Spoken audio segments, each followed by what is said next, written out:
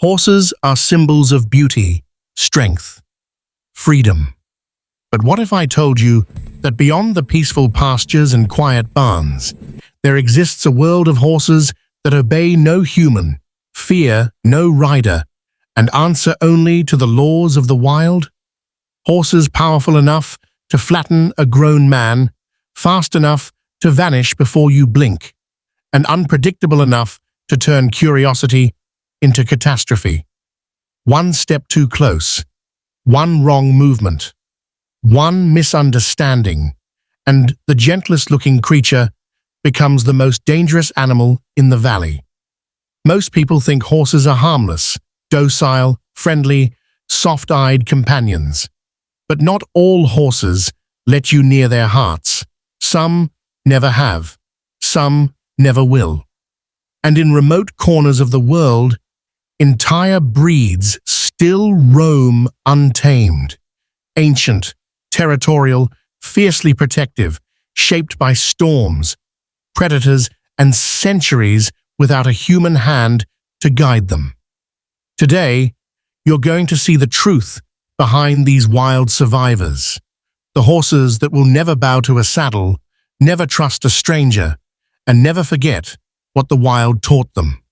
Stay with me, because what you're about to learn may change the way you look at horses forever. Domesticated horses live beside us.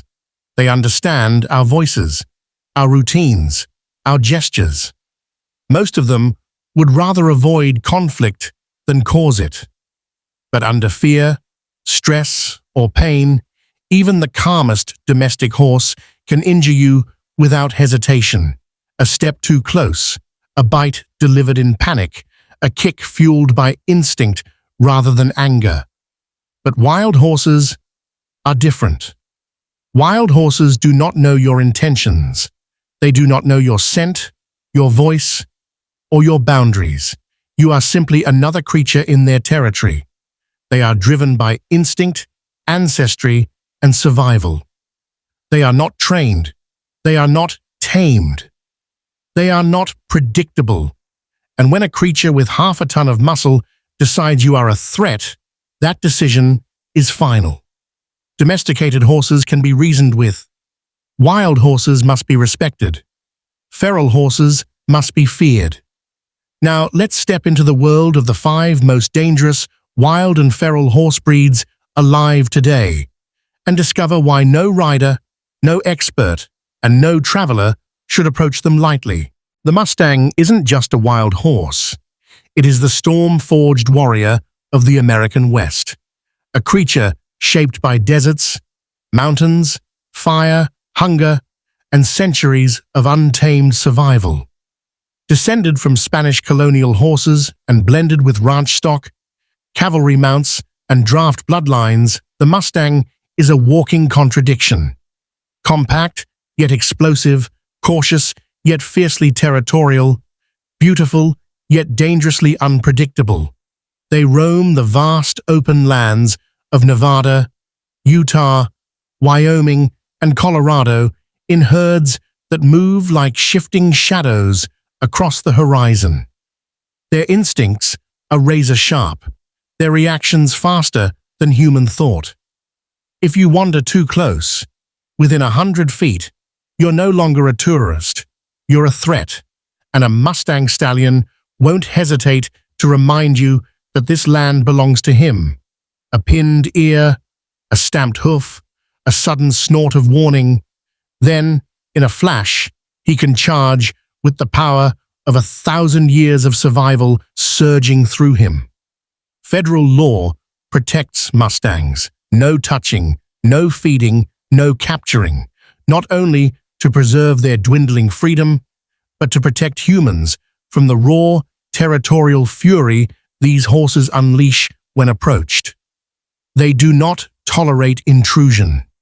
They do not negotiate space. They defend their families with a level of intensity that leaves even experienced handlers frozen in place. This is not a domesticated horse that trusts your voice or waits for your command. The Mustang is a symbol of untamed America, a living reminder that freedom is both breathtaking and dangerous. When you meet one in the wild, the question is not, will it hurt me?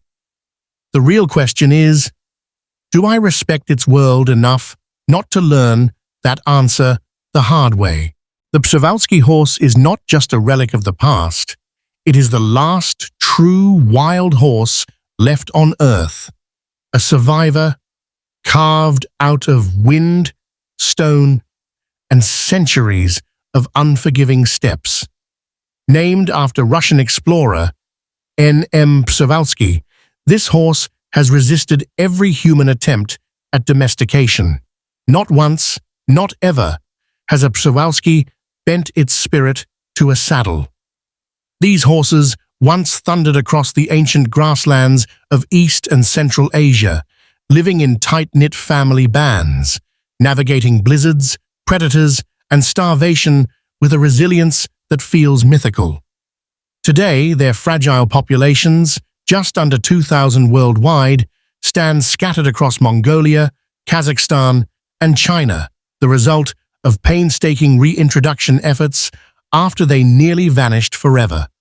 But make no mistake, surviving doesn't mean softened. With short, muscular frames, powerful necks, and the iconic dun coat with a thick, upright mane, the Przewalski horse moves like an ancient guardian of the steppes, untamed and unyielding. Mongolians call them Thaki, the holy horses, believing their spirits carry the raw soul of the land itself. And when a human approaches, that spirit becomes unmistakably clear. Przewalski horses do not retreat, they react. A pinned ear, a lunge, a sudden fierce kick. They have no memory of reins, no understanding of kindness, no instinct to trust. To them, every stranger is a threat, every step toward them an intrusion into a world humans were never meant to claim. Their aggression is not cruelty, it is purity. The purity of a species untouched by domestication, unchanged by civilization, still ruled by the laws of survival written long before history began. To see a Przewalski horse is to witness evolution alive, ancient power unbroken, and a reminder that some parts of the wild will never bow, never soften, never be ours. And that is exactly why they are sacred. The Brumby is Australia's wild heartbeat, untamed, unclaimed, and unpredictable, shaped by a landscape that tests every creature that dares to survive it. Born from escaped cavalry horses, ranch stock, and colonial breeds, Brumbies have carved their own legacy across Australia's mountains, deserts, and floodplains, evolving into one of the most resilient and reactive wild horse populations on the planet. More than 400,000 roam the outback today, moving like ghost shadows across scorching plains, through eucalyptus forests, over ridgelines where the wind cuts like glass. These horses do not forget the human world. They reject it, hunted through culling programs, chased by helicopters, and forced deeper into the bush. The Brumby has learned to associate humans with danger, and that memory, passed through generations, lives in every stomp, every snort, every wide-eyed stare. Their instincts are lightning fast, a sudden charge, a spin that throws dust like smoke, a kick that can shatter bone. To them, you are not a curiosity. You are a predator, stepping into their territory. And unlike Mustangs in the United States, there are no laws shielding Brumbies from harm, no protective fences, no government barrier between man and wild. Their lives are a constant battle for space and survival. Yet despite everything, Brumbies move with a raw, defiant beauty, manes whipping like flames, hooves carving thunder into the dirt, herds flowing together with a unity that feels almost sacred. They are not the broken descendants of domesticated horses. They are the wild reborn, sharpened by every threat they've endured. To meet a Brumby in the outback is to meet nature unfiltered, a creature that will not bow, will not trust, and will not forgive intrusion. You don't just see a Brumby, you feel the wild heat rise off its skin, the danger in its stance, and the silent warning carried in the wind. You are in my world now. High in the rugged mountains of Snowdonia, where icy winds carve through stone and winter storms can swallow entire valleys, lives one of the rarest and toughest equine bloodlines on earth, the Welsh Carneddau pony. These are not the cute, gentle ponies children ride at fairs. These are mountain-forged survivors, shaped by centuries of bitter cold, violent storms, and a landscape that shows no mercy. Their ancestors roamed these peaks long before electricity, long before roads, long before the modern world ever reached Wales. Today, barely 200 remain, scattered across slopes where temperatures drop below freezing, where snow buries the ground for days, where only the strongest hearts make it through winter. When storms hit, whole herds can vanish under whiteout blizzards, and spring reveals who endured and who didn't. Natural culling is brutal here, cutting populations in half in a single season. And that is exactly why these ponies react the way they do. Those that survive are not just tough. They are hardened. They remember danger. They distrust strangers. Ponies with clipped tails have been briefly gathered for health checks by local farmers, but the untouched ones, the ones whose tails are untouched by human hands, are true ghosts of the mountain, wild to the core. Approach one, and you feel the air change. Their ears twitch, their bodies tighten, their stance shifts from curiosity to calculation. One wrong move, and they bolt like wind-borne shadows, vanishing into mist faster than your eyes can track. These ponies are not aggressive, they are ancient. They have learned that survival depends on distance, silence, and never letting a predator, human or otherwise, close enough to test their strength. To see a Welsh Carneddau pony standing against the wind is to witness resilience itself. A creature carved by cold, carrying the memory of every storm, every winter, every struggle. They are not domesticated. They are not tamed. They are the living spirit of the mountain, untouched, unbroken, and fiercely alive, holding their ground in a world that forgot how to endure the way they still do. Across the windswept wetlands of Poland and the protected reserves of Europe moves a horse that looks like it stepped straight out of ancient history, the Konik. Stocky, blue dun-coated, with dark primitive markings and a black stripe running like destiny down its spine, the Konik is more than a breed. It is a living echo of the prehistoric wild horses that once roamed the continent. These horses were brought back from the edge through careful conservation efforts, not to live pampered lives, but to reclaim landscapes that desperately needed them. And when you see them work, you understand why they were chosen. The Konik is built for survival, low-set, powerful, stubborn, and instinctive. They thrive where delicate breeds fail, grazing through reeds, snow, marsh, and thorny brush, with the confidence of a creature that trusts its own strength more than the safety of shelter. Their purpose is bigger than companionship. They have become the guardians of biodiversity. Across European reserves, Koniks reshape entire ecosystems. Their grazing opens wetlands, invites rare birds back, restores balance to wild spaces. But this hardwired resilience comes with danger. These horses haven't softened for humans. They haven't forgotten what it means to protect space, herd, and territory.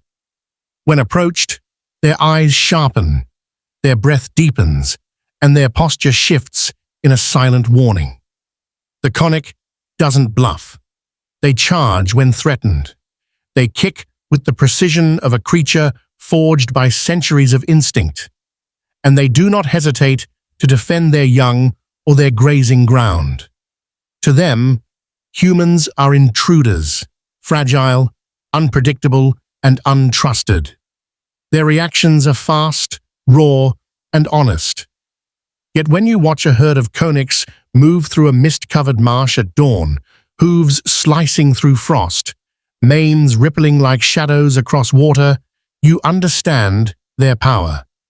They are not here to please us. They are here to remind us of a Europe that existed before roads and fences. Remind us that nature cannot be tamed without consequence. Remind us that some creatures survive not because they adapt to humans, but because they never needed to. The Konik is not just a wild horse. It is a living fragment of a world our species almost forgot, still fighting to stay wild in a world that keeps trying to tame everything else.